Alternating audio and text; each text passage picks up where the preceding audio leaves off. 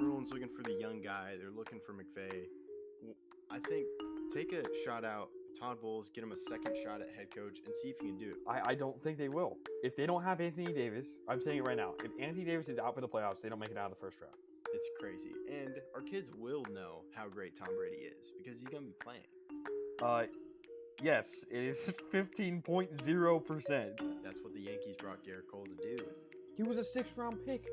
This is a fairy tale story that's being written in front of our eyes. People like to call them their JV team, and they just stole one of their better players. They didn't struggle against the Padres. The Padres didn't really put up a fight in most of the games. Jerry Jones, hope you're listening. Hi, I'm Landon Bowe, and you're listening to Outsiders Opinions with Kevin and Austin. What's up, y'all? Welcome to our MLB Opinions of the Week. I'm Kevin, and I am joined by the zombie runner opposer, maybe that works, Austin. And since I mentioned that, because we're going to talk about the rule changes, which they may have listened to our videos, because I know one of mine got picked up, even though it's a little bit bigger. But we'll talk about it. I'll just list them off, and then Austin, I'll let you talk about it. 1 pitch timer, 15 seconds when bases are empty, 20 seconds when runners are on base, hitter receives 1 timeout per plate appearance. And okay, there's another fact, but I'll discuss that later. Then bigger bases, first base, second base, and third base increase from 15 inches to square inches to 18 square inches. And then shift restriction, 2 infielders must be positioned on either side of second base when pitch is released. All 4 fielders must have both feet within the infield when pitcher is on the rubber. Austin, thoughts? There's going to be somebody who gets 70 steals next season. Let me tell you why. As somebody who knows how to run the bases, as I played the sport before, think about it. You have 15 seconds to pitch. So if you have any issues with your the pitch comm now that they're doing because the Astros were stealing signs, not only do you have 15 seconds, you got to worry about that and then make a pitch. But if you're on base, you have 20 seconds. If the pitcher starts getting close to that 20-second mark, you can start getting ready to go because he has to go. He has to pitch. Now, he could pick off, but he can only do that so many times. And now with the timer there, he can't wait. So I would just wait till like 2 seconds and then I'd run because he has to pitch it or he's going to run out of time. And the bases are bigger. I'm telling you right now, somebody will get 55 stolen bases next year. I am looking up most stolen bases in a season. Oh, that's like 200 or something. It's Ricky Henderson had about 1 every game. So it's not even going to be close to a record. But, okay, so I'm looking at Baseball Reference. Where'd it go? Ricky Henderson is not number 1. In one season, yeah, probably not. It's probably like some guy in the 80s. Who is it? You're correct. It's Hugh Nicole. What year? 1887. Yeah, I like long time ago. But the most stolen bases by Ricky Henderson was 130. Okay, yeah, that's what it says, 130. Dang. Stolen base attempts, 172. Yep. That year. Well, yeah. I'm curious how this affects the catching position. But like I do think you make some good points, and like I do think it's a much larger base than I like recommended because I know you had mentioned you had already disliked that rule. But yeah, catching, we don't know if they're going to robotic umps, so that could affect the defensive part of catching, where you don't. Whereas you have someone with Jose Trevino who is a great catcher and making it look like it's a strike. Like I know that helped the Yankees in one game. Then like it would just be a robot, so the robot can't be fooled by the catcher as much. But now with people trying to steal bases more, you would have to have a catcher with an arm that can quickly throw to second base. Do you see my point? Yeah, I do. And no one has it's been 2017 was the last year that somebody reached 55, which is my number that I said would be hit next year. In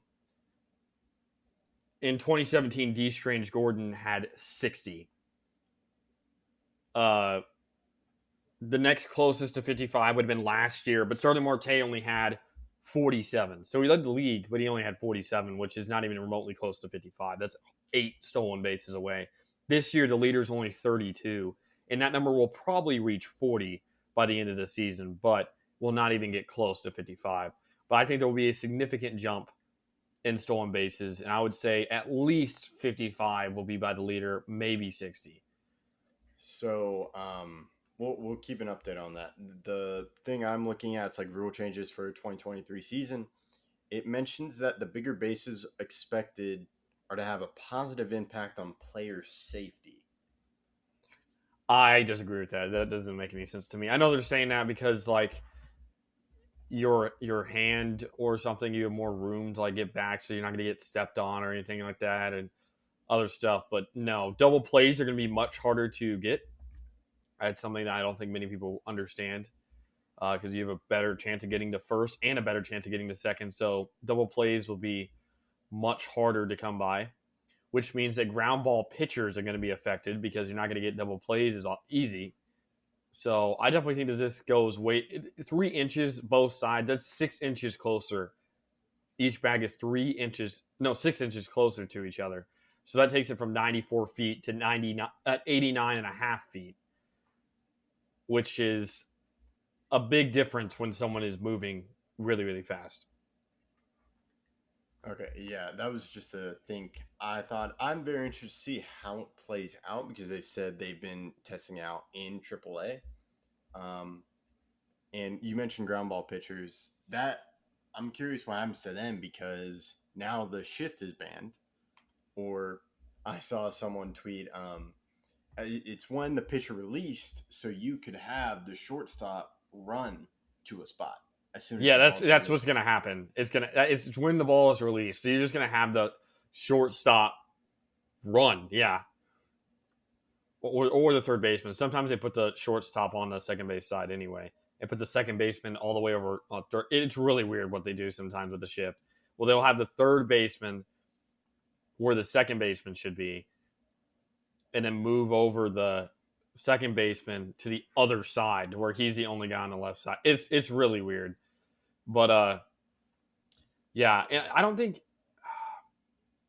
it really does concern me how this is going to affect the game. And it's crazy to me that they believe so that players in this league aren't good enough to hit against the shift. Players aren't good enough.